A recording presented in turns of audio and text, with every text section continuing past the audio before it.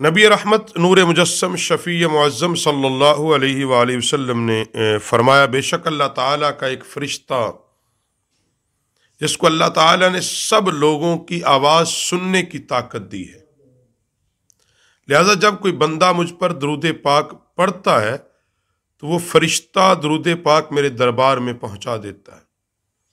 میں نے اپنے رب کریم سے سوال کیا ہے، مولا کریم جو بندہ مجھ پر ایک بار درود پاک پڑھے اس پر 10 رحمتیں نازل فرما، مولا یا صلی وسلم دائماً ابدا علی حبیبک خیر خلق کلہم۔ تو حضرات گرامی قدر، فرشتوں کے درود دور دراز سے سن لینے میں یہ صفت کا ثبوت ہے کہ اللہ نے فرشتوں کو یہ طاقت دی ہے، وہ دور دراز سے بھی بات کو سن لیتے ہیں۔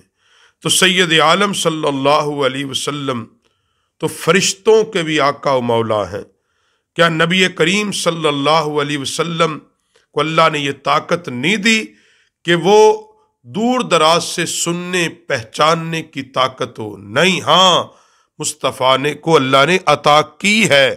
وہ جو بندہ دور دراز سے بھی درود پاک پڑھے وہ اپنے امتی کا درود سنتے بھی ہیں، پہچانتے بھی ہیں۔